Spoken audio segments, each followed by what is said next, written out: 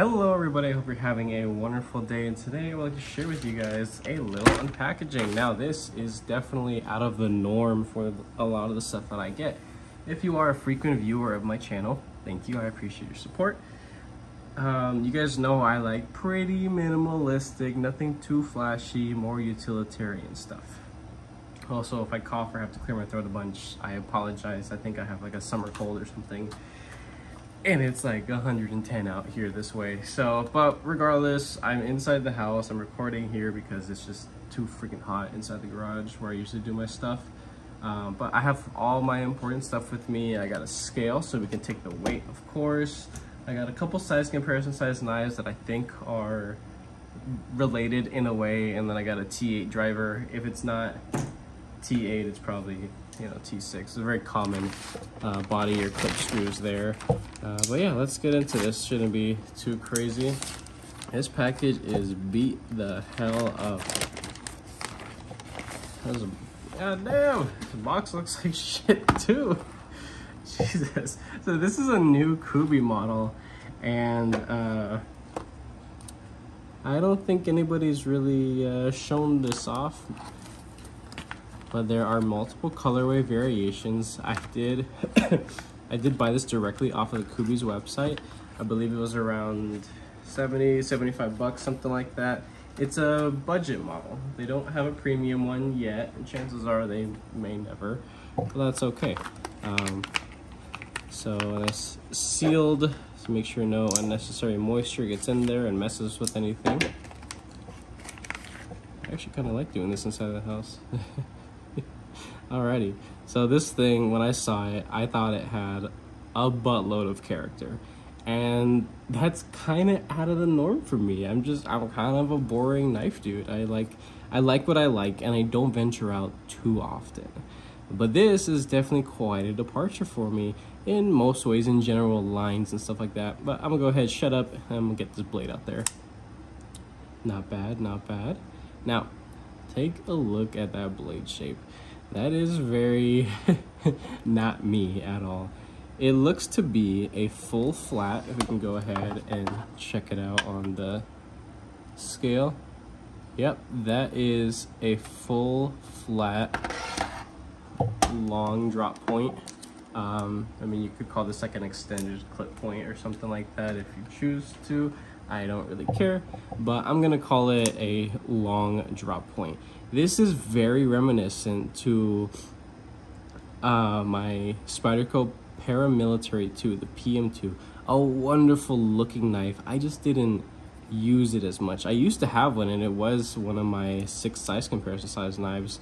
I even went as far as, you know, getting some custom scales and a clip for it and did a bunch of cool stuff with it.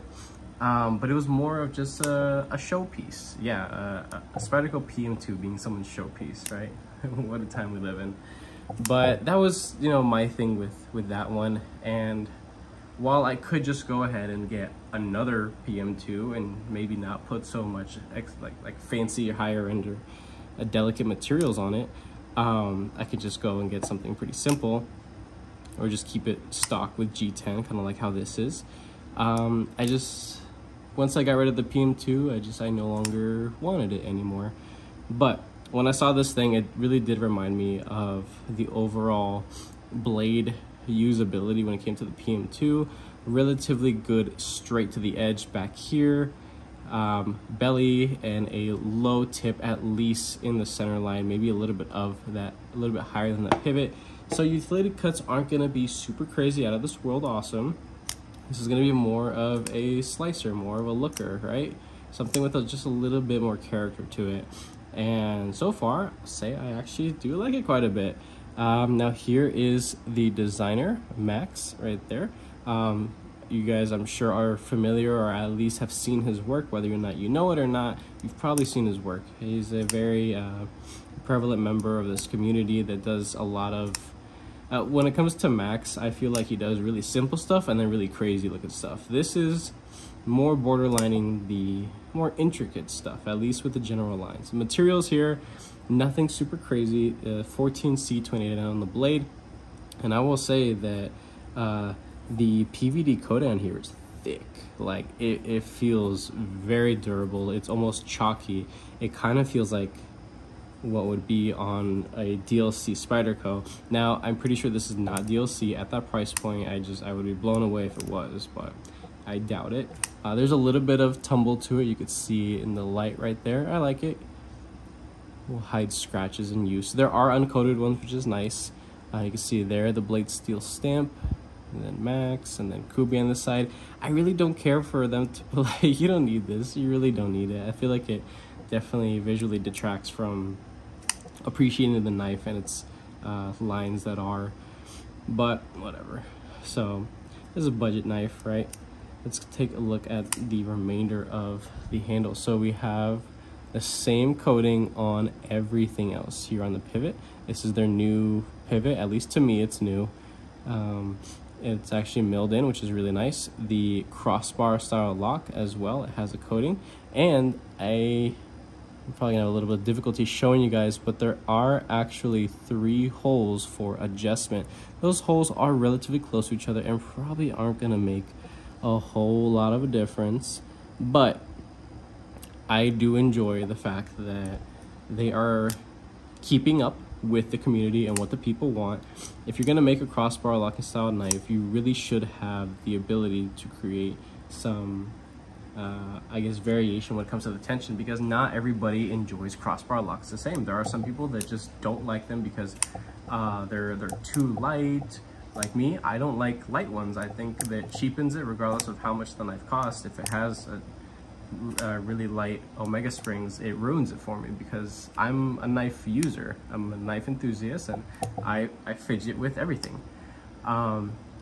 Now this definitely needs to break in a little bit. Chances are the omega springs are in the middle, so I'm gonna go ahead and off camera after the video, I'm gonna go ahead and tune this up to my preferences. But overall, what I'm feeling is a relatively well-made budget knife. Now, I do consider this to be a budget knife because it is under $100. That's just my standard on the channel. Everybody has a different view of what budget is. But yeah, this is a budget knife, so you can't really expect a whole lot about it. One thing that is very unfortunate here, though, is that because the clip is shaped a unique way to follow the curve of the butt of the knife here at the lower end, for the price, I could say this being just a standard bent steel clip, it really would have been nice if they included a reversible clip as well. It would have been nice, because this is of course a ambidextrous style design, or at least the locking mechanism is. Lefties should be able to enjoy something like this, right? I know it's a very small part of the market, but still, this is a budget knife. It should have been, could have been. That was kind of lazy that they didn't. Now you have a black G10 backspacer. I think it was a little silly that they didn't go with the matching color, but not a big deal. At least they didn't go with anything too wild to stand out. The liners are proud. They are pretty much flush with the carbon fiber scales that are on top, which is nice. There is a very light peel ply texture here, which is nice. Very well chamfered in all the edges, and even here as well. It's kind of scooped out a little bit for your finger in this kind of grip.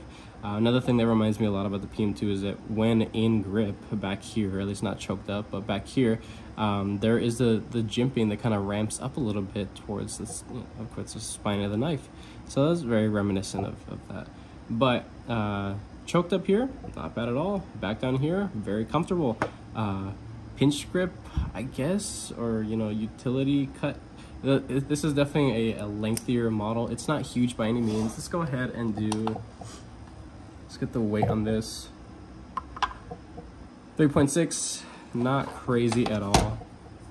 There is a butt ton of weight relieving, as you can see, because there are holes all over the place. I know not everybody cares for holes because it's kind of, you either like it or you don't. I don't know what I like. And I think now that I have it, I don't mind it. It doesn't bug me. So, looks to be T8 for the body, for the pivot, and then T6 for the pocket clip screws. So that's very standard right there. I don't even really need to use my driver there. And we have a couple little crossbar lock knives, ones that are out of my collection.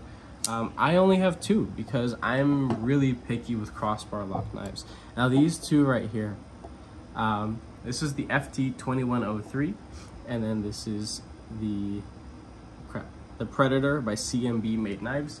These are my 2 highly most recommended models with high tension omega springs. I'm talking strong, overbuilt omega springs that just feel extremely satisfying to deploy and interact with.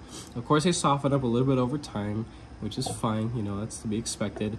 On the new Predator, at least the 2.5 version of it, it's not actually called 2.5, but there are other variations that don't have this feature. This actually has 3 spaces for adjustment, which is really nice. So you can have this really light or really strong. I have it really strong because that is what I like. And then this guy, there is no adjustment, but it's just perfect out of the box to me. So much so that I actually bought this 3 times for my 3 brother-in-laws for Christmas last year, and they absolutely love it. They're not knife guys, but they definitely are becoming now, which is pretty cool. We're gonna finish up with doing a little factory edge test. This isn't proving much, and I don't have my standard giant ream of paper, but I just have like in a little appliance Amazon magazine. This is very comparable to standard paper. So this definitely feels a little thick moving through thin material, which is okay. I expected this thing to be not so performing wise. Well, it does have a very, very thin tip. Check that out. The blade stock is thinner than average, I will say, but behind the edge, this does feel like something that is pretty robust and can stand to harder use. But I'm sure I could lay the edge back, and the wonderful thing about this design is their execution of the plunge grind. It is very healthy. I should be able to get a lot of life out of this. It's a little difficult to see because of the coating on the blade kind of like diffuses everything together, but there looks to be a lot of life to this, which is really nice. So yeah, that is pretty much it. This is definitely a large departure for a lot of the stuff that I like. Do I believe it's built well? Absolutely. I love Kubey. Whether, you know, it's their premium stuff. Sorry, my dog barked. My wife just got home.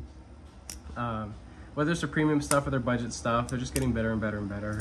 And yeah, that's it. I don't remember the model name of this, which I probably should have, but I'll definitely be linking it down below. If you guys like this video, go ahead and leave a like down below. If you are subscribed, thank you so much. I appreciate you guys. Have a good day.